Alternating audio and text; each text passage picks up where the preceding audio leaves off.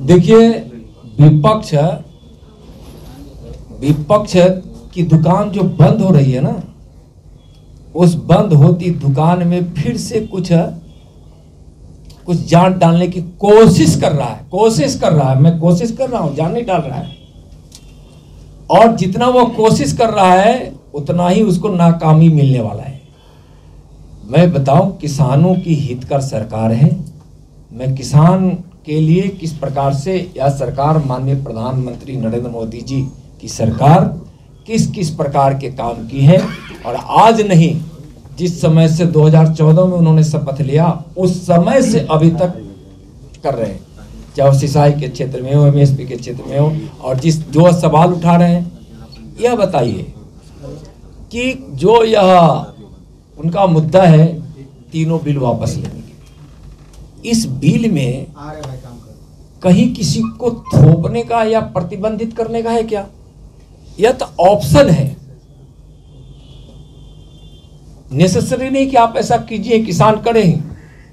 उसको तो ऑप्शन दिया गया है कि भाई आप यह भी अपना सकते हैं, यह भी अपना सकते हैं, दोनों अपना सकते हैं, और जहां आपकी इच्छा है, जो आपकी इच्छा है वैसा आप करेंगे। तो हम गुलाम क्यों किसानों को बनाना चाहते हैं?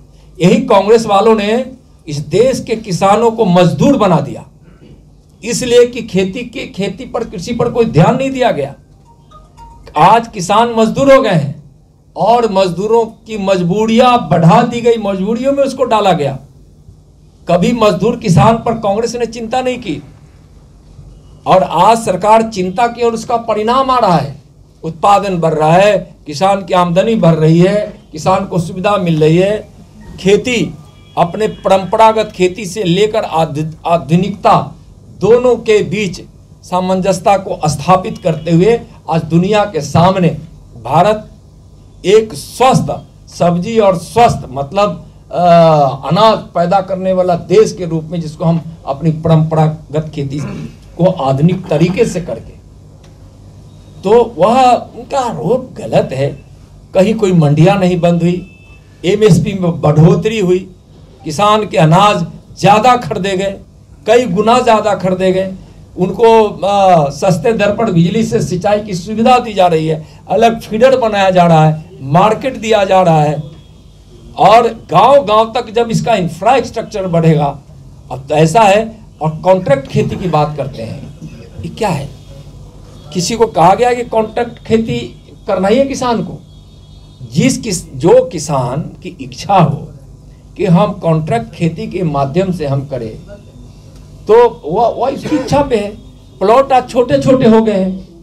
अगर कई किसान मिलकर, उत्तर प्रदेश में एक किसान समूह बना और वह 300 किसानों ने मिलकर 300 से ज़्यादा एकड़ जमीन इकट्ठी करके खेती जब सामूहिक ढंग से शुरू किया और कॉन्ट्रैक्ट फार्मिंग को दिया, था आज उसका आमदनी जाकर पूछे। किसान तो बोल रहे थे, प्रधानमंत्री जी के मन की बात है 25 दिसंबर को जो किसानों को किसान सम्मान निधि दे रहे थे, उसमें आप सुने होंगे।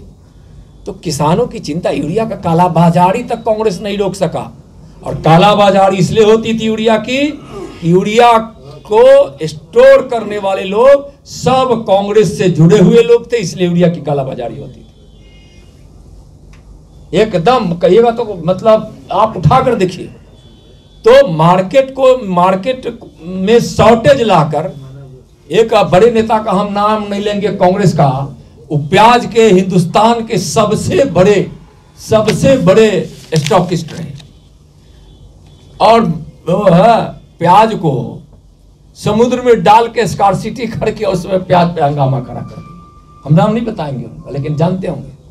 यह कांग्रेस की कल्चर और परंपरा और संस्कार है, और सिर्फ अपने लोग में उसको कहने की जरूरत नहीं है कि परिवारवाद में जीने वाली कोई पार्टी परिवार के का कल्याण के लिए सब कुछ करेगा, उसका छींटा कहीं कहीं जाकर पड़ जाता था, तो वह छींटा भी कांग्रेस के वैसे ठेकेदारों के लिए काफ़ी होता था। तो इसलिए आज एक अच्छी व्यवस्था ही है, विपक्ष का कहना है, और किसान आंदोलन पर जो बैठे हैं उनसे सरकार बातचीत के लिए हमेशा तैयार है, और वह किसान जो बैठे हैं, तो आप एक चीज़ देखिए, यहाँ एक और चीज सोचने की है कि इस देश में 82% छोटे किसान हैं। 82%, जिसके पास 2 एकड़ से कम या 2 एकड़ के थोड़ा ज्यादा, ऐसे किसानों को उठाएंगे, जिसमें आपको 10 कट्ठे वाले किसान भी आ जाते हैं 2 एकड़ से, जब मैं कहता हूं वैसे किसानों का प्रतिशत 82% है। तो 82% किसानों की जिंदगी को संवारने के लिए उसके भी बच्चे पढ़े, उनके भी रोजमर्रे की परिश्रम श्रम को बंधक रख देना पड़ता है और वह अपना जीवन भर वह उबर नहीं पाता है। इसलिए उसमें अच्छे चिकित्सा महाविद्यालय खुलेंगे, अच्छे उसमें पढ़ाई की व्यवस्था होगी, डॉक्टर ज़्यादा से ज़्यादा बनाए जाएंगे और अस्पताल अच्छे होंगे, वहाँ इलाज की अच्छी सुविधा होगी। तो इस प्रकार से और सस्ती इलाज की वहाँ व्यवस्था होगी। ऐसे माननीय प्रधानमंत्री जी ने 5 लाख रुपए प्रत्येक वर्ष आयुष्मान भारत योजना के तहत, जो दुनिया की सबसे बड़ी स्वास्थ्य योजना है, उसके तहत तो लगभग 50 करोड़ लोगों को लाभ पहुंच रहा है। पहुंचने का उसमें लाभ पहुंचाने वाले लोगों का रजिस्ट्रेशन हो चुका है और करोड़ से ऊपर लोगों को तो इससे अब तक इलाज इससे हो गया है। फिर भी आयुष्मान भारत से एक इलाज, लेकिन संपूर्ण भारत के 130 करोड़ देशवासियों के लिए स्वास्थ्य के क्षेत्र में हर प्रकार की सुविधाएं, बुनियादी ढांचा से लेकर एजुकेशन से लेकर इलाज से लेकर और उसको और अनुदान सुविधा से लेकर हर प्रकार की सुविधा उसको मिले, इसके लिए एक बहुत बड़ा बजट है स्वास्थ्य के क्षेत्र में। इस प्रकार से मैं एक बात यह कहते हुए कि यह 21वीं सदी है और इस भारत के विषय में बहुत सारी भविष्यवाणियां की गई और कोविड काल से भारत लगभग उबर चुका है। जिस कोविड के भय से ऐसा हंगामा खड़ा करने की कोशिश इस देश के कुछ पार्टियां, स्पष्ट कहने में मैं कहीं संकोच नहीं करूंगा कि कांग्रेस और समेत बिहार में आरजेडी पार्टी जैसे लोग एक हुआ खड़ा कर रहे थे। कोविड आया, यह प्रधानमंत्री के बूते से बाहर है, तो आज तक तो 74 वर्षों में लगभग 60 वर्ष तक तो कांग्रेस को लोगों ने देखा है। उस 60 वर्ष में किसकी क्या कुव्वत है, क्या सोच है, क्या उसका समर्पण है, क्या कितना वह देशवासियों के विषय में सोचता है, उसकी कुव्वत को तो लोग देखा है। नरेंद्र मोदी जी को तो देश भी देखी और दुनिया भी देखी कि इस कोविड काल में भी भारत की अर्थव्यवस्था को मजबूत रखे, कोरोना को उन्होंने पराजित किया। 130 करोड़ देशवासियों की सामूहिक शक्ति का प्रदर्शन पूरी दुनिया ने देखा है। लोग मजाक कर रहे थे, ताली बज रहा है, लेकिन वह हमारी एकता का, एकजुटता का और संकल्प का प्रतीक था कि हम कोविड से भयभीत नहीं है, कोविड को हम पराजित करेंगे और उससे हम उबरेंगे। गरीबी मिटाने का लक्ष्य जो इस देश का है, माननीय प्रधानमंत्री जी का है, हम गरीबी भी मिटाएंगे, अर्थव्यवस्था को भी मजबूत करेंगे, भारत को हम आत्मनिर्भर बनाएंगे भी, किसानों की आमदनी को हम दुगनी करेंगे, स्वच्छता अभियान भी हमारा चलता रहेगा, मत्स्य उद्योग हो, चाहे वह दूध उत्पादन हो, चाहे किसानी हो, हर क्षेत्र में हम तरक्की करेंगे, उद्योग को बढ़ावा देंगे और हम दुनिया के मार्केट में हम जाकर भारत की अर्थव्यवस्था को मजबूत करने के लिए भारत एक उत्पादक राष्ट्र के रूप में स्थापित होगा और 21वीं सदी का भारत ऐसा भारत होगा जो जिसमें न कोई भूखा होगा, न कोई बेघर होगा, न कोई अशिक्षित होगा, न कोई बेबस होगा, जो विवेकानंद की कल्पना थी। मैं यहीं से मैं अंत करूंगा कि विवेकानंद ने भविष्यवाणी कल्याण के लिए किसान सम्मान निधि 9 करोड़ भारत के किसानों को लाभ पहुंचा रहा है। 9 करोड़, 1,13,000 करोड़ सीधे किसान भाइयों बहनों के खातों में प्रधानमंत्री किसान सम्मान निधि से पहुंच गया है। 100 ट्रेनें चलाई गई। अपने बिहार में भी वह ट्रेन आई, 100 ट्रेन, और पहली ट्रेन बिहार से चली जो कृषि उत्पाद को लेकर, चाहे वह सब्जी हो, चाहे वह फल हो, चाहे वह किसी प्रकार का अनाज हो, इस प्रकार से 38,000 टन माल माने उत्पाद की ढुलाई उन 100 ट्रेनों के माध्यम से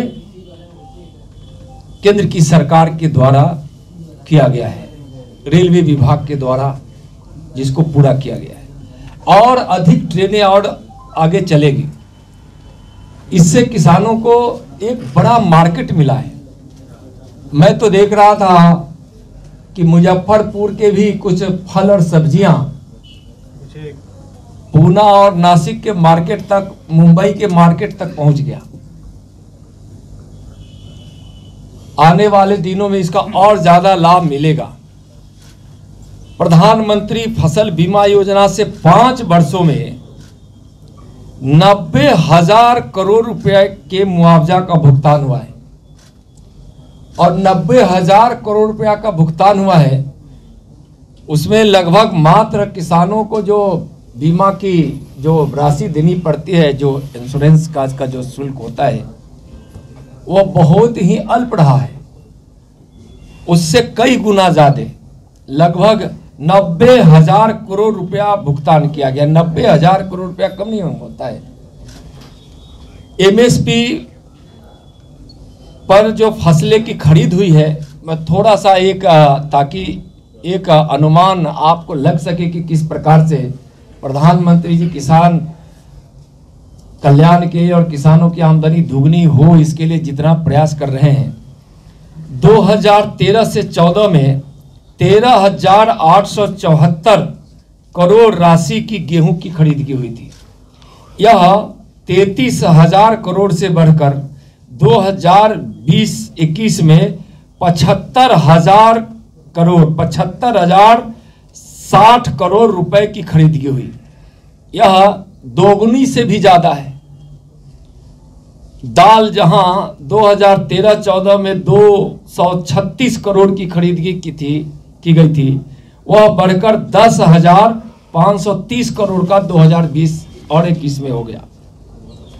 इससे हम अनुमान लगा सकते हैं, पहले कुछ ही फसलों पर एमएसपी लागू था, अब काफी फसलों पर एमएसपी लागू हुआ है।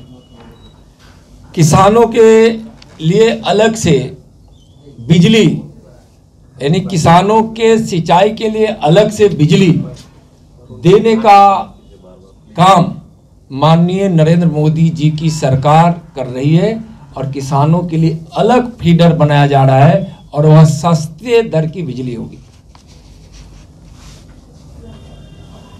1 लाख करोड़ रुपए के कृषि इंफ्रास्ट्रक्चर यानी ढांचे खड़े किए जाएंगे, 1 लाख करोड़ का।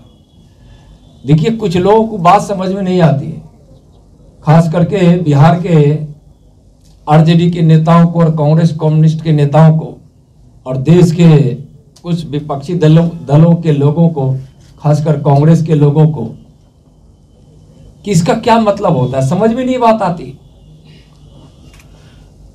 लेकिन छोटे छोटे प्रयास इकट्ठा होता है तो एक बहुत बड़ा कदम बन जाता है, और किसानों के लिए कई छोटे से बड़े कदम उठाए गए हैं, जिससे किसानों की आमदनी दोगुनी होने की ओर बढ़ चला है।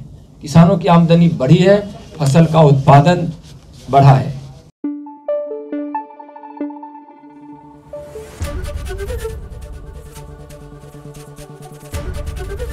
एबीपी न्यूज आपको रखे आगे।